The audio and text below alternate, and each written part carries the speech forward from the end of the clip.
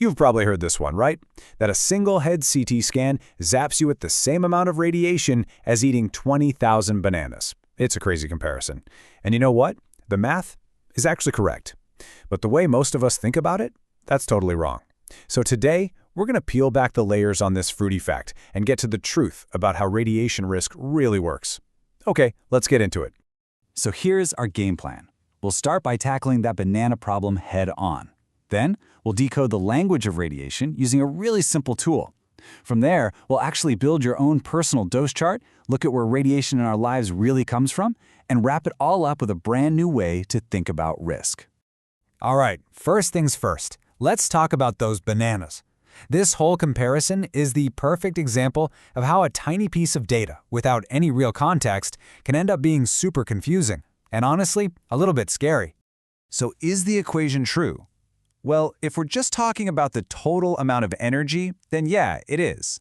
But that's also what makes it so misleading. Think of it like this. Drinking a gallon of water spread out over an entire week. Super healthy. But trying to chug that same gallon in 2 minutes, that could literally kill you. It's the exact same idea with radiation.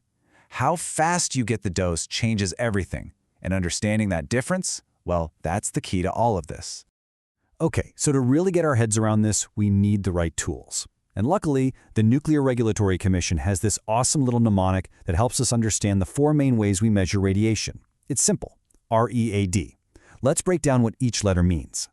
First up, R is for radioactivity. This is all about the source itself, how much energy a material is actually giving off.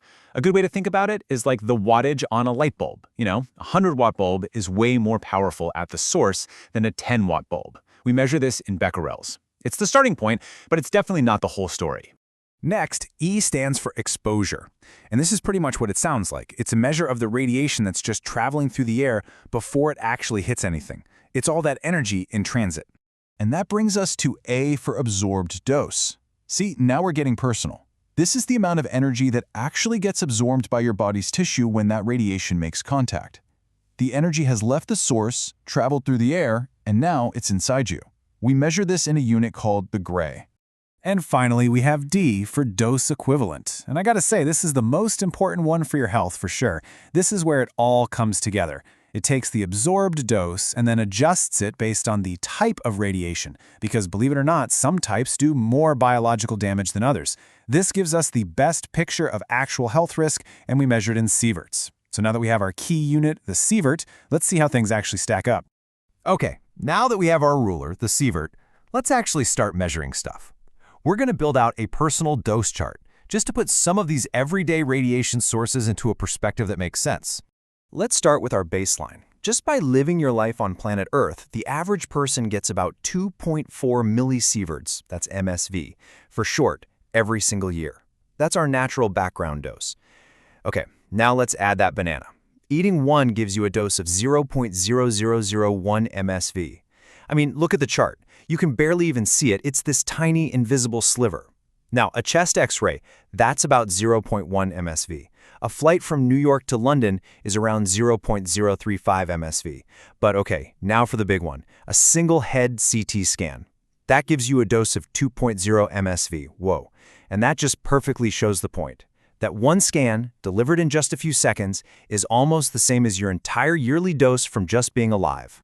So that chart gives us a really good personal look at things. But now let's zoom out.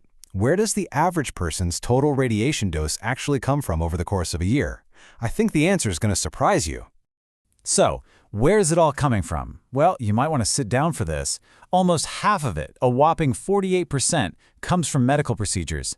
And what's the second biggest source? It's not what you think. It's radon, a completely natural gas that can build up in our homes, and that accounts for 37%.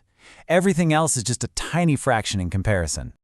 And what about the source that so many of us worry about the most? The nuclear power industry. Well, the data shows that it contributes less than 0.01% of the average person's annual dose. To put that in perspective, that's less radiation than you get from watching TV for a year. The difference is just, it's stark. So we've just seen that some of our biggest radiation sources are not at all what we typically fear. And that discovery, well, it leads us to a completely new way of looking at risk. Here's the big question. Does it matter where the radiation comes from? Is natural radiation from, say, a banana somehow safer than man-made radiation from an X-ray machine? The answer, in a word, is no. It makes no difference. Whether an atom decays in the ground, in your fruit, or in a medical scanner, the energy it lets off is physically identical. Your body's cells, they just can't tell the difference. And this brings us to the most important point of all. Seriously, if you remember one thing from all of this, let it be this. It is not the source that matters, it is the dose. A big dose from a natural source like radon gas is way more dangerous than a tiny dose from a man-made one. It all comes down to the amount of energy you absorb, measured in those sieverts. We started this whole thing with a really confusing comparison between a CT scan and a bunch of bananas. But now you actually have the tools. You have the READ framework and the Sievert to see right past the scary headlines. So the next time you hear something about radiation, you'll have the ruler you need to measure the real risk. The only question is, how are you going to use it?